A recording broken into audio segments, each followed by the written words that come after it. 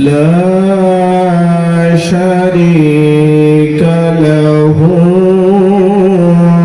وبذلك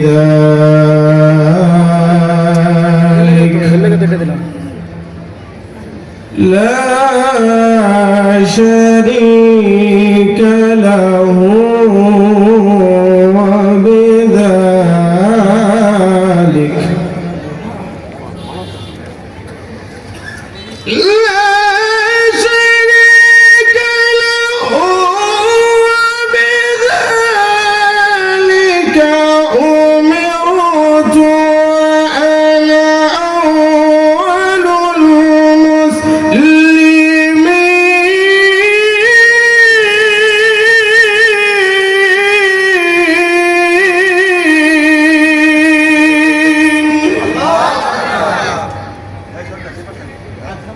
الله أكبر.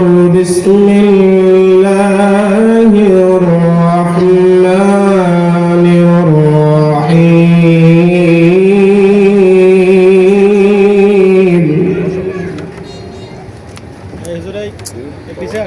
وقضى ربك ألا تعبدوا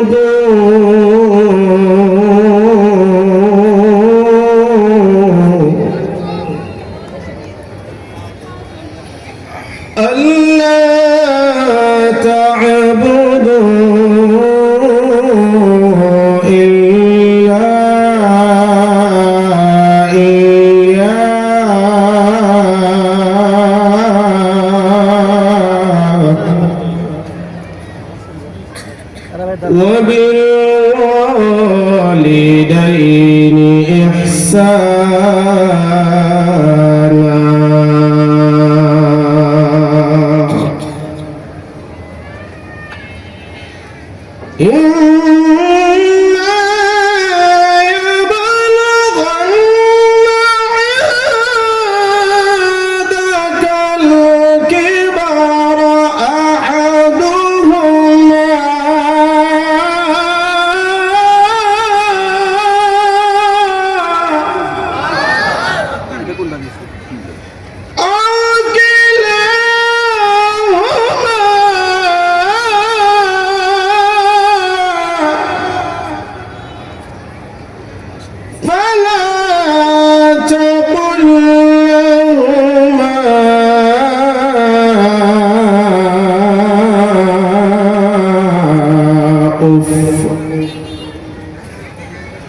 ولا تنهرهما وقل لهما قولا كريما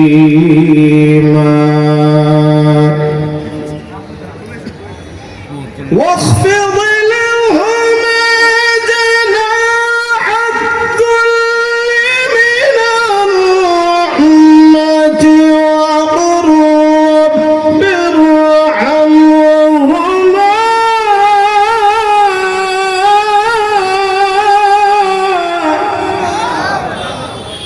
وقل رب ارحمهما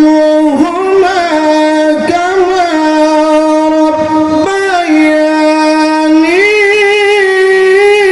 صغيرا.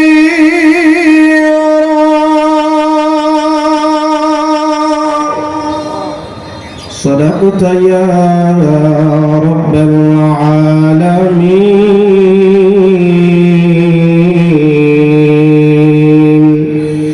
قال رسول الله صلى الله عليه وسلم كل الذنوب يغفر الله منها ما شاء إلا عقوق الوالدين فإنه يعجل لصاحبه في الحياة قبل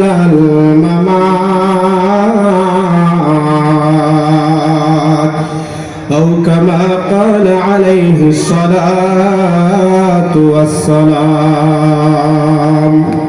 সকলে নামাজের ভিতরে যে দুরূদ শরীফ পড়ে জবানটা খুলে সবাই পড়ি। আল্লাহুম্মা সাল্লি আলা মুহাম্মাদিন ওয়া আলা আলি মুহাম্মাদ কামা সাল্লাইতা আলা ইব্রাহিম ওয়া আলা আলি ইব্রাহিম ইন্নাকা হামিদুম মাজিদ। আল্লাহুম্মা বারিক আলা মুহাম্মাদিন ওয়া আলা আলি মুহাম্মাদ কামা বারাকতা আলা ইব্রাহিম ওয়া আলা আলি ইব্রাহিম ইন্নাকা হামিদুম মাজিদ। আজ করব খালি এইভাবে দিন গেল চলি, কেমন মোরা হিসাব দেব আল্লাহর কাছে। নিকাশ যদি চায়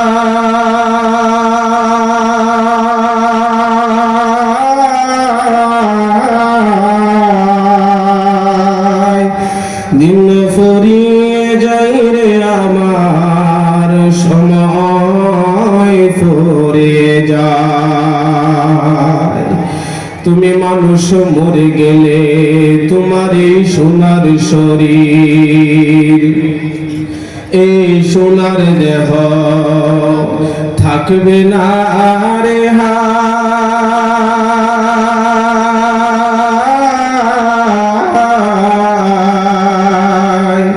এই মাটির দেহ মাটির মাঝে মিশবে রে ধুলাই। লা ইলাহা ইল্লাল্লাহ, লা ইলাহা লা ইলাহা ইল্লাল্লাহ, লা ইলাহা। এতগুলি মানুষের আওয়াজ আমার মতো যদি আপনারা দেন তাহলে মাঠটা ঘুম ঘুম করবে। কথা কোন ঠিক কিনা?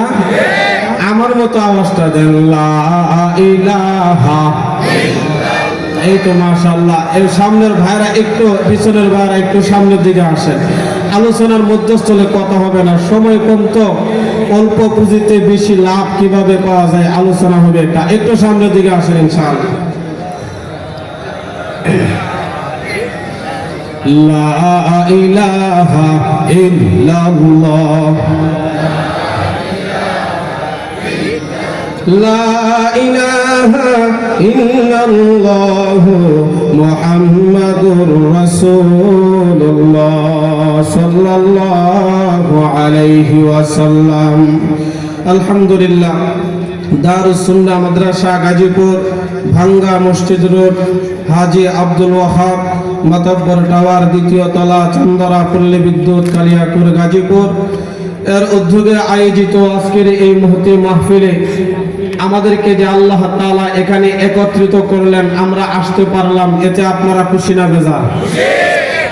যে পরিমাণ খুশি এই অনুপাতে শুকরিয়ার আওয়াজটুকু বলি আলহামদুলিল্লাহ।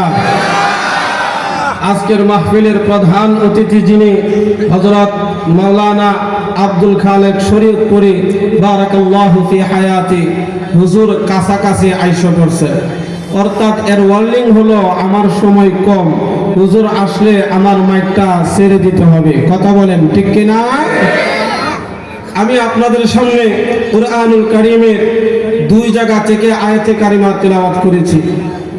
যে বিষয়টা নিয়ে আলোচনা করব সেটা হলো সিরিয়াল অনুসারে 17 নম্বর সূরা, সূরার নাম সূরাতু বনী ইসরাঈল, এর 23-24 নম্বর আয়াতে কারিমা তেলাওয়াত করেছি। অসংখ্য হাদিস থেকে একটা হাদিস তেলাওয়াত করেছি। এই আয়াতের ভিতরে আল্লাহ তাআলা দুইটা বিষয়ের আলোচনা এখানে করেছেন। আওয়াজ দিয়ে বলেন কয়টা? সবাই বলবেন কয়টা? দুইটা বিষয়ের আলোচনা করেছেন। দুইটা বিষয় আলোচনা করব না, করব একটা বিষয় ইনশাআল্লাহ।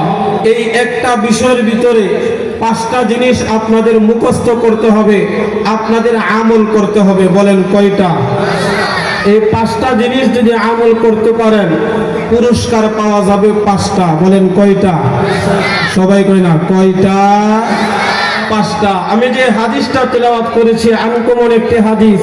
পৃথিবীতে এমন একটা অপরাধ আছে, এমন একটা পাপ আছে, যেই পাপের শাস্তি দুনিয়াতে যতক্ষণ পর্যন্ত এই বান্দা আর বান্দি ভোগ না করবে ততক্ষণ পর্যন্ত তার মওত হবে না। বলেন নাউজুবিল্লাহ।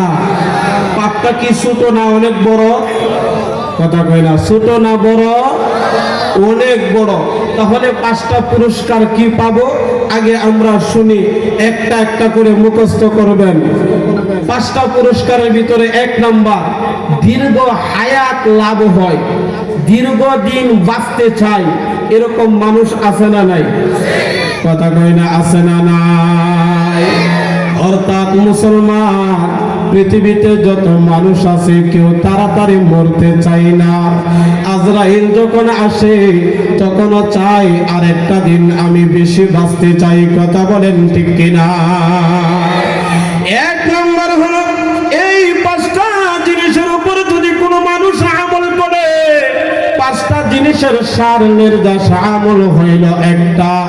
এই একটা আমল যদি মানুষ করতে পারে দুনিয়ার বুকে, আল্লাহ হাবিব মুহাম্মদুর রাসূলুল্লাহ সাল্লাল্লাহু আলাইহি ওয়াসাল্লাম বলেন, তখন ওই মানুষের হায়াতের ভিতরে আল্লাহ বরকত দিয়া দেয়, অর্থাৎ তাদের হায়াতটা লম্বা পাওয়া যায়। বলেন সুবহানাল্লাহ। তাহলে এক নম্বর পুরস্কার দীর্ঘ হায়াত পাওয়া যাবে, আমল হইল একটা। এই আমলের ভিতরে কন্ডিশন হইল পাঁচটা। দুই নম্বর আল্লামা আশরাফ আলী থানভী রাহমাতুল্লাহি আলাইহি বলেন, ও দুনিয়ার বান্দা বান্দীরা, তোমরা যদি এই সূরা বনী ইসরাঈলের 23, 24, 25 নম্বর আয়াতের উপরে আমল যদি তোমরা করতে পারো, তাহলে দুই নম্বর যে পুরস্কার তোমরা পাইবা এটা হলো দুনিয়াতে যত আপদ বিপদ আছে, বালা মুসিবত আছে, গাড়ির অ্যাক্সিডেন্ট আছে, তকদিরের ফের আছে। কথা বলেন আছে না নাই? আল্লামা আশরাফ আলী থানভী রাহমাতুল্লাহি আলাইহি বলেন, এই তকদিরের ফের গুলি আল্লাহ তাআলা দূর করিয়া দিবে। বলেন সুবহানাল্লাহ। তিন নম্বর যে লাভ, তিন নম্বর যে পুরস্কারটা বলেন, এটা হলো দুনিয়ার বুকেও মানুষ সবাই সম্মানিত হতে চায়, সবাই মর্যাদাবান হতে চায়। কথা বলেন হতে চাই কি চাই না? ও আমার ভাই, আজকের এই আলোচনা থেকে এই পরিষদগুলি মুখস্থ করিয়া নিবেন। তিন নাম্বার, টাকা লক্ষ টাকা খরচ করিয়া মেম্বার হইয়া সম্মান পাওয়ার দরকার নাই। কোটি টাকা খরচ করিয়া চেয়ারম্যান হওয়ার সম্মান, এটা সম্মান নয়। এমপি হইয়া কোটি কোটি টাকা কামাই করিয়া, কোটি কোটি টাকা খরচ করিয়া একজন এমপি হয়, উদ্দেশ্য তাকে সম্মান তার বেশি হয়। কথা বলেন ঠিক কিনা? এই সম্মান সম্মান নয়, আসল সম্মানের মালিক আওয়াজ দিয়া বলেন কে? আল্লাহ যদি আমাদের সম্মান বাড়াইয়া দেয় তাহলে রিকশাওয়ালার সম্মান বাড়াইতে পারে কি পারে না? তুমি হাসাও তুমি কাঁদাও ও গো মালিক শাহ,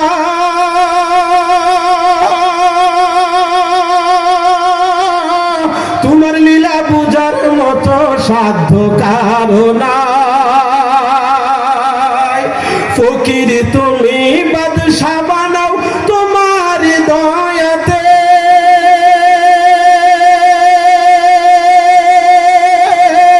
বাদশা আবার ফকির বলে তোমারই ইশারাতে, যখন খুশি নাও গো কেড়ে, যখন খুশি নাও গো কেড়ে মাখলুকাতের প্রাণ, দিবানিশি তোমার দয়ায় গায় তোমার গান। তাহলে সম্মানের মালিক কে? আর আওয়াজ দিয়ে বলেন ইজ্জতের মালিক কে? সম্মানের মালিক হইল আল্লাহ, ইজ্জতের মালিক হইল আল্লাহ। এই দুনিয়ার বুকেও সম্মান পাইবেন, মরার পরেও সম্মান পাওয়া যাবে। এই বনি ইসরাইলের 23 নম্বর আয়াতের আমল যদি আপনারা করতে পারেন, 3 নম্বর সম্মান বাড়াইয়া দিবে কে? সবাই বলে না কে? সম্মানিত হতে চান তো ইনশাআল্লাহ? কে কে চান? নারায়ে তাকবীর!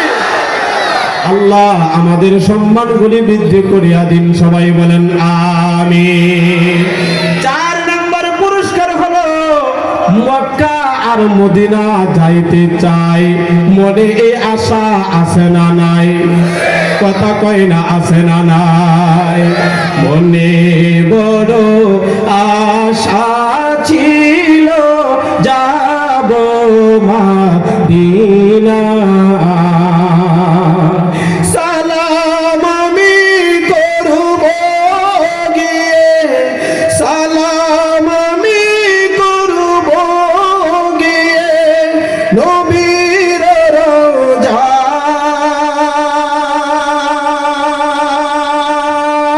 রওজায়। মনে বড় আশা ছিল যাব মদিনায়, বলুন তো আছে না নাই?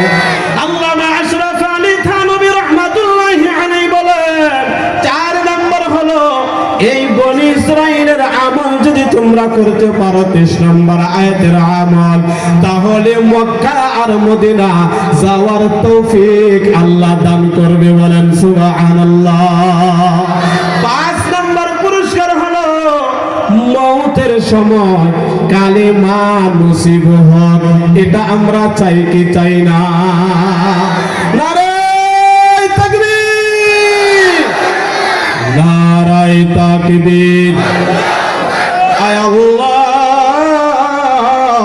আমাদের প্রত্যেকটা মুমিন মুসলমান নর নারীকে মওতের সময় কালিমা নসিব করুন, সবাই বলেন আমিন। তাহলে পুরস্কার বললাম কয়টা? সবাই কই না কয়টা? আমার কথা বুঝতে অসুবিধা আছে? আমার বাড়ি তো কিশোরগঞ্জের মানুষ আছে না নাই? কয়জন আছেন কিশোরগঞ্জের? দেখি আটটা তুলেন না।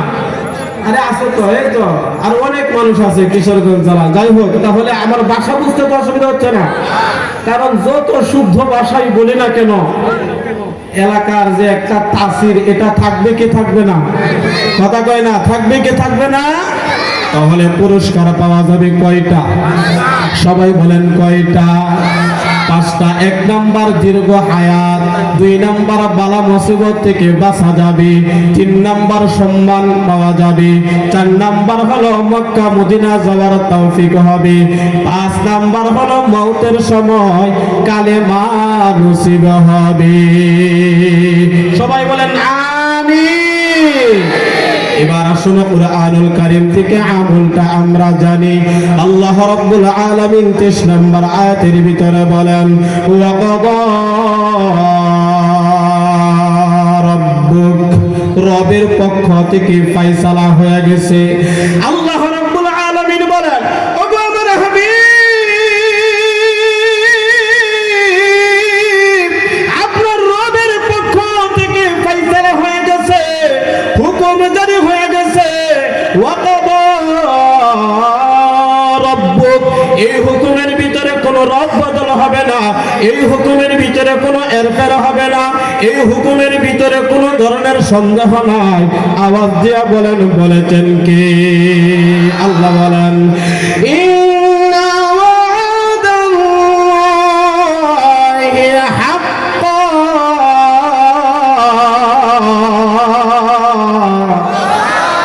আল্লাহ বলেন আল্লাহর ওয়াদার চাইতে সত্য ওয়াদা আর কার হতে পারে? ওয়ামান আসদাকু মিনাল্লাহি কিলা। চিল্লায়ে বলেন আল্লাহু আকবার। আল্লাহ এই কালামের শুরুতে আবার বলে দিয়েছেন যালিকাল কিতাবু লা রাইবা ফীহি।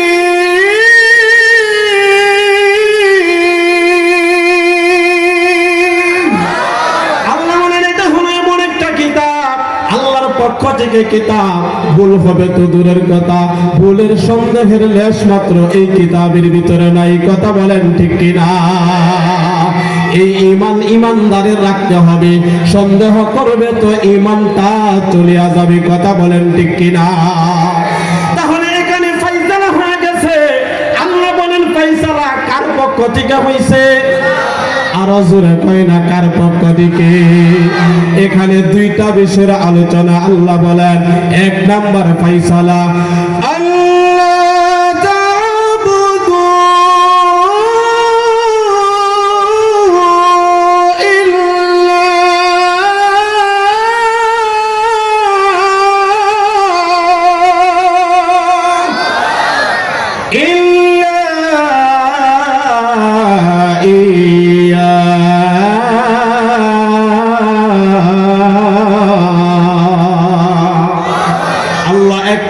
ফয়সালার কথা বলেন আল্লাহ তা'বুদু, তোমরা ইবাদত করবা একমাত্র। আওয়াজ দিয়ে বলেন কার? একমাত্র ইবাদত হবে আল্লাহ। এই ইবাদতের সাথে কোন শরীকানা সাব্যস্ত করা যাবে? কথা বলেন যাবে? কথাটা কার? জবানটা খুলে খুলে বলেন কার?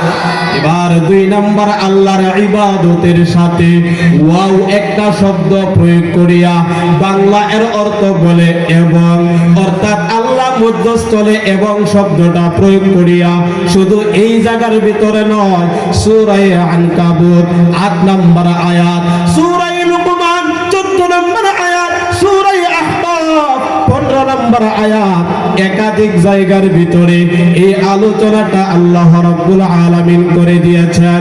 এরপরে 2 নম্বর বলেন ওয়াবিল ওয়ালিদাইনি ইহসানা। আল্লাহ বলেন ও দুনিয়ার সন্তান সন্ততিরা,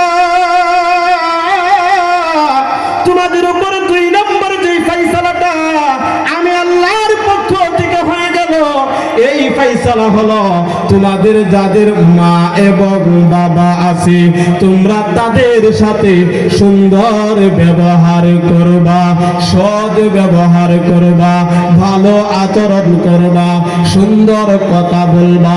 চিল্লায় বলেন এই কথাটা কার?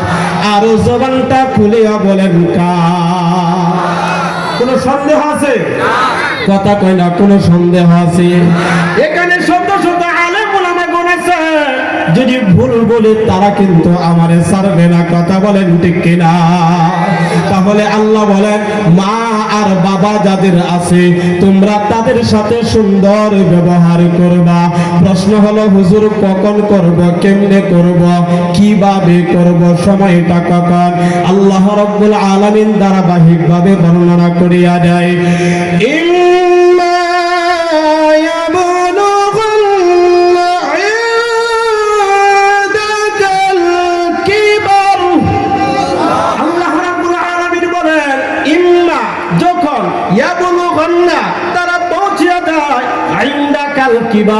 বার্ধক্যের নিকটবর্তী যখন হয়ে যায়, অর্থাৎ মা আর বাবা যখন তাদের বয়সটা আস্তে আস্তে বাড়তে থাকে তখন দেখবেন একটা সময় এমন হয়ে যায় তারা বসলে আর দাঁড়াইতে পারে না, দাঁড়াইলে বসতে পারে না, এক জায়গা থেকে আরেক জায়গার মধ্যে সাহায্য ছাড়া তারা নড়াচড়া করতে পারে না। এরকম মা আর বাবা আছে না? না। আমার আল্লাহ ডাক দেখো দুনিয়ার সন্তান সন্ততিরা, তোমাদের মা আর বাবা যখন তারা বয়সটা বাড়িয়ে যায়, যখন তাদের সাহায্যের প্রয়োজন হয়ে যায় তখন যদি তোমরা দুইজন থেকে একজনরে পাও, আল্লাহ রাব্বুল আলামিন বলেন আহাদুহুমা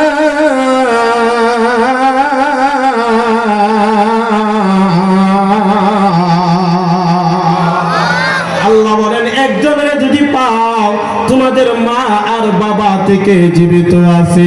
বলবেন হুজুর কথাটা বুঝলাম না, আমাদের দিয়ে একটু স্মরণ করেন, ভালো করে মনোযোগ দিয়ে শুনেন। আমার আব্বা ছিল একজন মুক্তিযোদ্ধা। ও আমার ভাই, যখন আমি ছিলাম অনেক ছোট, আমার বাবার কথা স্মরণ নাই, আমার আম্মা এখনো জীবিত আছে। আপনাদের ভিতরে এরকম অনেক যুবক ভাইরা আছেন, অনেক মানুষ আছেন, ছোট্ট সময় বাবা দুনিয়া থেকে বিদায় হয়ে গেছে। কথা বলেন আছে না নাই? আবার কারো তার উল্টা আছে, মা দুনিয়া থেকে বিদায় হয়ে গেছে, তাদের বাবা জীবিত আছে। আল্লাহ রাব্বুল আলামিন বলেন আহাদুহুমা, একজন যদি তোমরা জীবিত পাও, আও কিলা